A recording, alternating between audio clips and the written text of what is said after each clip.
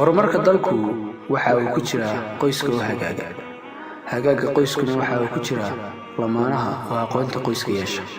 haddii ay lamaanuhu aqoonta qoyska yeeshaan waxa ay soo saarayaan ubad tayo leh oo si wanaagsan loo barbaariyey oo kaalin kasta oo ay nolosha ka galaan sida ay tahay uga soo baxa dabeetana horseeda horumarka dalka.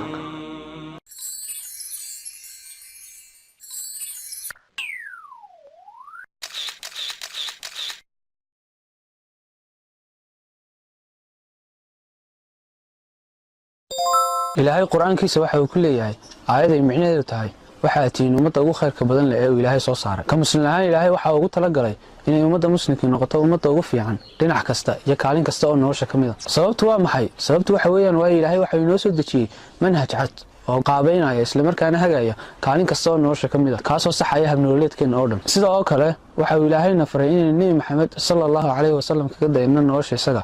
waxa uu ilaahay quraankiisa ku leeyahay aayad ay micnaheedu tahay waxa Nabi Maxamed ku sugnaatay ku dayasho mudan. sababtu waa maxay? sababtu waxa weeyaan waa Nabiga sallallahu alayhi wasallam waxa uu sideeda u dabaqay manhajka cad ee qaabeynaya isla markaana hagaya nolosha. watii Aisha radhiyallahu anha lahayd markii Nabi Maxamed ka sheekeynayay waxa uu ahaa dhaqankiisa quraanka waxa uu ahaa quraan lugeynaya. ilaahay subhanahu wa ta'ala waxa uu nolosheena u qaabeeyay sida ugu wanaagsan, gaar ahaan waxa uu nolosheena qoyska u qaabeeyay sida ugu wanaagsan. Nabi Maxamed sallallahu alayhi wasallam waxa uu dabaqay sidii ugu fiicneed. waa kii Nabi Maxamed kula xadiisu micnihiisu ahaa ninkii idinku wanaagsan waa ninka ugu wanaagsan ehelkiisa, aniguna waxaan ahay ninkii idinku wanaagsan ehelkiisa iyo xaaskiisa. waxa sababay u maleynaya anu waxyaabaha shaashadka laga arkay sida telefoonkii waxa aanay tifiyada badi ilmka waxa iska jira waxa dhaqan guur leedahay. aqoontii uu rasuulku maamul la xiriiray ayaa ka maqan bulshada. dhaqamayna soo galay ama inagu lahaano ama meeshii doonaan baa inaga soo galaan kuwaasoo mid ku ah wixii Nabigu Caleey Salaatu Wasalaam uu sameeyay jiray. haddii aynu eegno qoysaska Soomaalida waxaa jira khaladaad tiro badan oo ka dhex dhaca nolosha qoyska marka la aasaasayo iyo marka lagu dhex jiro labadaba, taasoo ay ugu wacan tahay laba sababood. sababta koowaad waxa weeyaan khaladkii oo aan khaladba loo haysanin, taasoo ay ugu wacan tahay dhaqamo tiro badan oo aynu ka dhaxalnay dhaqankeennii iyo odayaasheenii iyo waxyaabo badan oo cusub oo iminka soo kordhay oo la falgalay nolosheena, taas oo markii ay waayeen cid ka hadashay ku dhex awoodaystay. inkastoo dhaqanka Soomaalida iyo diinta Islaamku intooda badan isla yihiin, haddana way jiraan midhaadh ku dhex jira oo aan diin ahaan ku habboonayn. walow la oran karo badankoodii waa laga tegey, haddana midhka lasii haysta dadka haysta waxay aaminsan yihiin mahmaah tidhaahda caado la gooyaa cadhaa layleed, laakiin iyada lafteedu qaldan oo ah ku saxa caado xun oo la gooyo marta cadha alla malaha taasi ku habboonaan lahayd. laakiin haddana dadku ma sii wada haystaana meel bay ka jirta, meel baa kaliya laga sii haystaa aad moodo inay weliba miyiga tahay. laakiin mid baa iska jirto qofku marka uu isagoo baahi u qabo ayuu adeegsadaa, laakiin lama wada odhan karo bulshadii baa sii wada adeegsanaysa. sababta labaad, inta badan lamaanaha isguursada ma badanayaan aqoonta nolosha qoyska. waxay u haystaan in dhalinyarta isguursanaysa in nolosha qoysku ay gebigeedaba tahay ninka oo subaxii shaqo taga, gabadha oo guriga sii joogta, iyo iyagoo isku guta baahiyaha uu ilaahay ku abuuray ee keensanaysa kala duwanaanshaha labada jinsi. runtii waxaan aaminsanahay horta sida dadka maskaxda kusoo degtay inuu ka ballaadhay. qoysku waa xaaska reerka. laba qof oo guur xalaal ah wada galay oo meel degan. qoyska laftiisa waxa ugu soo dhacayaan mas'uuliyad baa ku soo dhacaysa. nolol naxariis leh, nolol deganaansho, nolol uu Rabbi Ilaahay inoogu ballan qaaday inay tahay meel lagu xasilayo. inay lamaanaha Soomaaliyeed ay danay waayaan nolosha qoyska aqoonteeda inay bartaan waxa ugu wacna farsamood.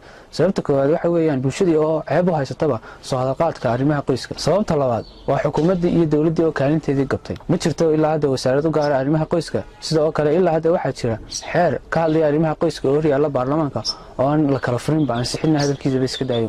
2012kii waxa la baabuusan gareeyay xeerka qoyska wuxuu horyaala golaha wakiilada كلاش بعد الشنطة وحنا سويا إنه الله حيلا لشرعية مشروع شيء ولا نجح واحد كتب قاتي سوق البنت هي درافتي حير كاس ورد مش هذا حير كاس النجاد وكمان يصير يوم على سنتر كا قرن ماذا يلي بعض من كلين كجماعة النساء واسع قيسكا تشي فيه لو يقامه يو سرد عدالة يو سرد الشغل يحرم بالشدة كان قيت قيسكا رقم يسكر سنكرا مسؤولية عندي يسكر سنسا شهادة جوركا شهادة فرنكا هذول هو الشهادة الرشيدة من على حق سوق لي ميراثكي أما لحمكي من على حق سوق لي لو ريدي مسؤولية عرورته وحسونانيس وحتى اللي هي تركوب صحة waddanka gudihiisa xeerkaasi runtii xeer ahmiyad fara badan waddanka ole inta badan uu reer bulshada reerka wax aad uga hadlayo reer wax qonaysanku in xeerkaas ugu dhaqsaa badan loo ansixiyo mana garanayo ilaa hadda waxaa tagay.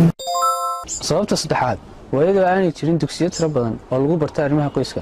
sababta afraad waa culimadii oo kabtay kaalintoodii ay ahayd inay bulshada u sheegaan inay arrimaha qoyska ka tirsan yihiin diinta.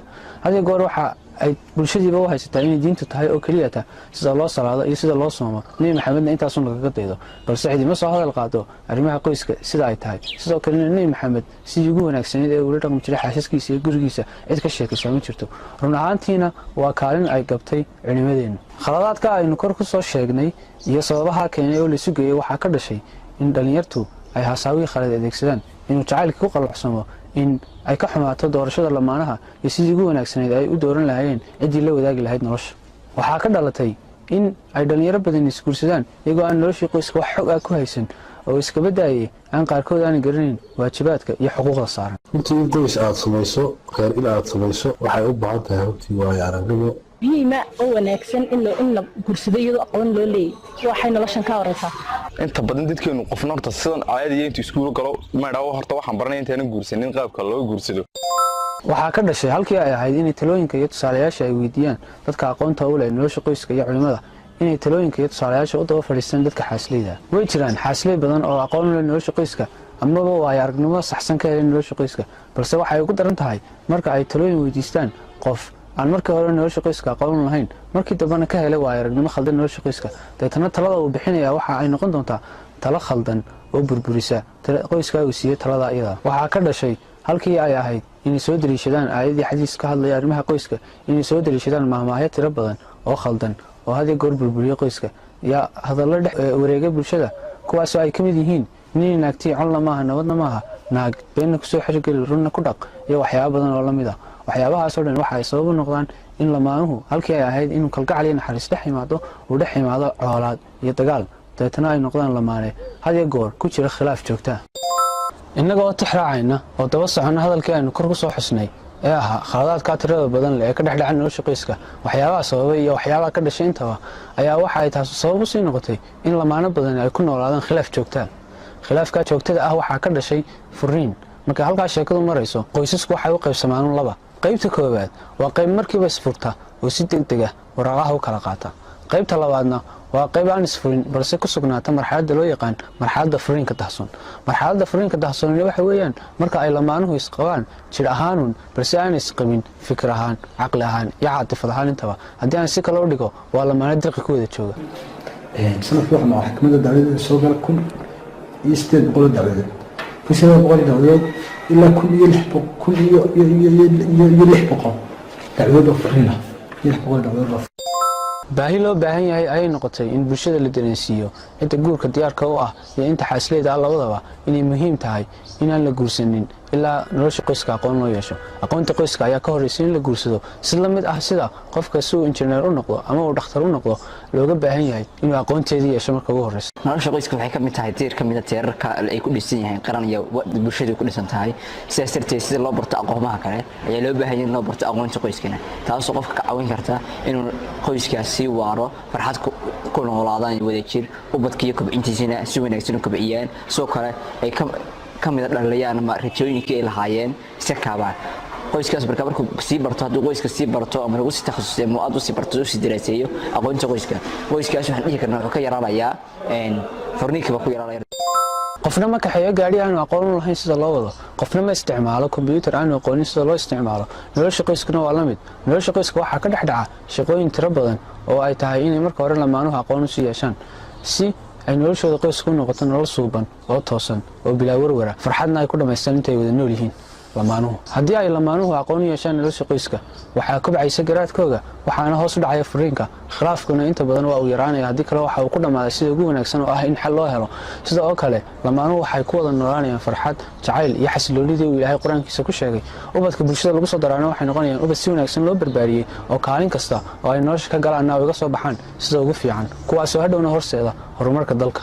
baahi loo baahan yahay ayay noqotay in loo diyaariyo bulshada inta xaasleyda iyo inta guurdoonka ah labadaba aqoon looga baahan yahay sidii loo fulin lahaa shaqooyinka tirada badan leh ee ka dhexdhaca nolosha qoyska, taasoo u fududaynaysa in shaqooyinkaa tirada badan leh ee ka dhexdhacay nolosha qoyska aynu kaga hadli doono xalqadaha soo socda oo dhan inay u fuliyaan sida ugu wanaagsan weliba inuu ka soo dhigay nebi maxamed sala allahu calayhi wasalam iyo habdhaqankiisii sida uu ahaa marka gurigiisii joogay sala allahu calayhi wasalam